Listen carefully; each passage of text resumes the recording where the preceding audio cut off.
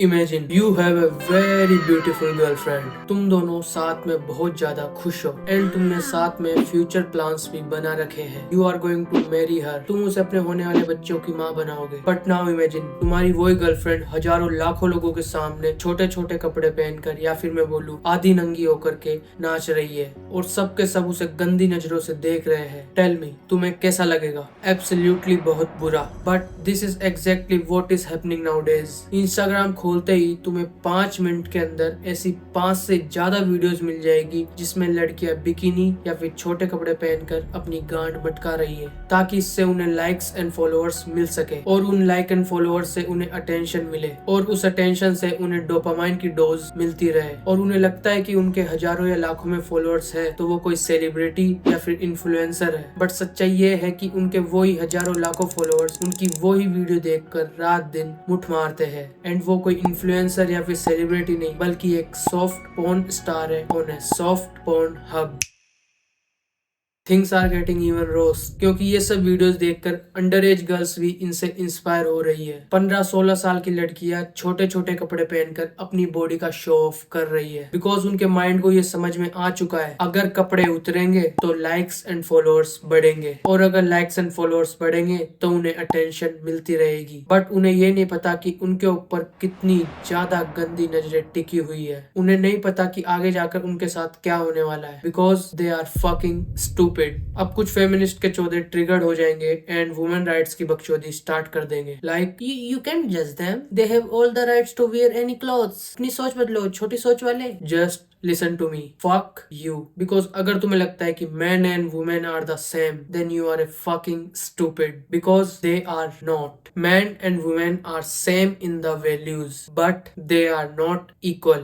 Imagine अगर आज एक लड़का चड्डी पहनकर खुले बाजार में घूमता है तो उसके साथ क्या होगा? सबके सब हंसेंगे और यही बोलेंगे कि अरे चूतिया चड्डी में घूम रहा है। बट अगर यहीं पर एक लड़की बिकिनी पहनकर बाजार में घूमती है तो everyone will be shocked. सब कहेंगे अरे ये क्या कर रही है, पागल वागल है क्या? एंड कोई नहीं हंसेगा बल्कि सब सीरियस हो जाएंगे क्योंकि ये बात सबको पता है कि एक लड़की के जिस्म की कीमत एक लड़के के जिस्म से कई गुना ज्यादा होती है। ये सबको पता है कि एक लड़की का जिस्म ही उसकी सबसे बड़ी इज्जत है। Now think about it. जब वो अपनी इसी इज्जत को हजारों लाखों की भीड़ में सोशल मीडिया पर खोलती है तो उसके आगे वो बाजार की भीड़ कुछ भी नहीं। तो अब मुझे बताओ क्या तुम ऐसी लड़की को अपना लाइफ पार्टनर बनाओगे? उसे अपने होने वाले बच्चों की माँ बनाओगे? I would never. I would rather die alone than marrying that kind of girl. अपना हाथ लो एंड अपनी पैंट में डालो and check if you got any balls down there. और अगर है तो तुम भी ऐसा कभी नहीं करोगे because the woman you choose as your partner is the reflection of yourself. She is not just your girl.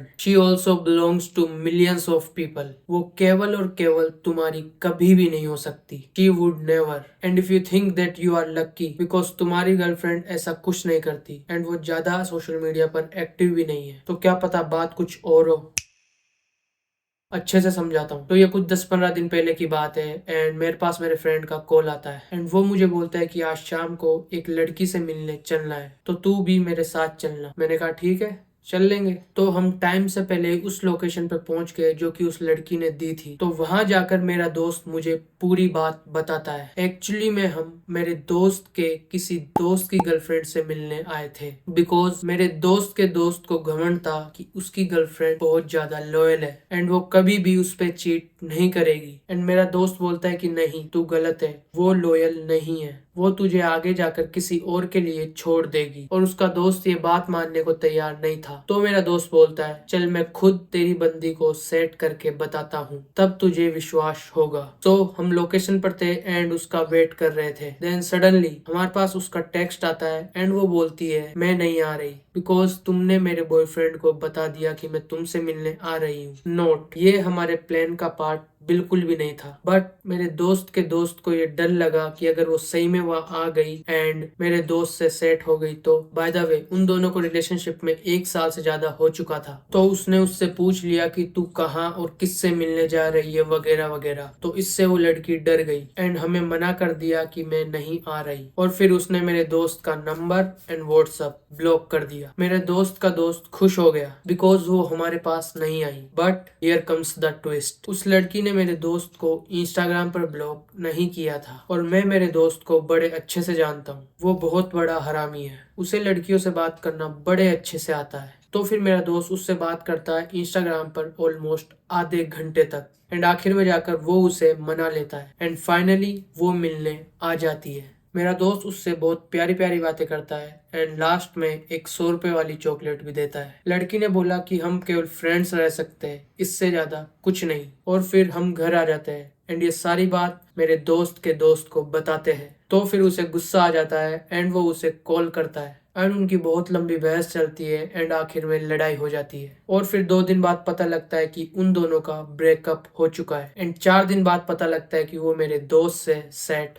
हो गई। और अगर अभी प्रेजेंट की बात करूँ तो मेरे दोस्त ने भी उससे ब्रेकअप कर लिया। मेरे दोस्त को उसमें कोई इंटरेस्ट नहीं था, वो तो बस उसके दोस्त को साबित करना चाहता था कि ये बंदी लॉयल नहीं है। तो अब तुम मुझे बताओ कि क्या मैं गलत बोल रहा हूँ? इससे पहले ये बकचोदी स्टार्ट करो कि भाई हर लड़की एक जैसी नहीं होती, मेरी वाली अलग है। Shut the fuck up. मेरे दोस्त के दोस्त को भी कुछ ऐसा ही लगता था, बट हुआ क्या, तुम किसी की शक्ल देखकर उसको जज नहीं कर सकते। द ट्रूथ इज, लड़कियां अटेंशन से बहुत ज्यादा एडिक्टेड हो जाती है, और जब इन्हें वो अटेंशन जो तुमने स्टार्टिंग में दिया था वो नहीं मिलता, तो वो उस अटेंशन को दोबारा से पाने के लिए और जगह भी ट्राई करती है, और वो अटेंशन के लिए कुछ भी कर सकती है। फिर चाहे उन्हें अटेंशन के लिए अपने कपड़े उतारने पड़े या फिर चीट करना पड़े, just for some likes and followers, या फिर किसी और से थोड़ा अटेंशन के लिए। ये सब मैं तुम्हें बता रहा हूँ बिकॉज एक real good quality of women के बॉडी की कीमत होती है। एक good quality of women attention की भूखी नहीं होती। एक गुड क्वालिटी ऑफ वुमेन अपना जिस्म उसी मर्द को दिखाती है जिसके साथ वो बच्चे पैदा करना चाहती है, जिसके साथ वो अपनी पूरी जिंदगी स्पेंड करना चाहती है। एक गुड क्वालिटी वुमेन हर किसी के सामने आधी नंगी होकर अपनी गांड नहीं मटकाती, या फिर अटेंशन के खातिर अपने पार्टनर पर चीट नहीं करती। छोटे कपड़े पहनकर इंस्टाग्राम पर नाचने से तुम्हें लाखों हवसियों का अटेंशन तो मिल जाएगा, बट तुम्हें रेस्पेक्ट कभी नहीं मिलेगी। बिकॉज अगर छोटे कपड़े पहनने से वुमेन पावर बढ़ती तो आज पार्लियामेंट में बैठी हर औरत बिकिनी में होती। अगर कोई लड़की इस वीडियो को देख रही है तो प्लीज इस ट्रैप में मत पड़ना। And for the boys, you all are like brother to me. मैं बस तुम्हें ये कहना चाहूंगा कि कभी भी ऐसी लड़की से शादी मत करना जो सोशल मीडिया पर नंगा नाच करती है या फिर अटेंशन की भूखी है। मैंने अपनी आंखों से ऐसे कई एग्जाम्पल देखे हैं जहाँ कई लोगों की जिंदगी बर्बाद हो गई है because they are very low quality of women. You work very hard every day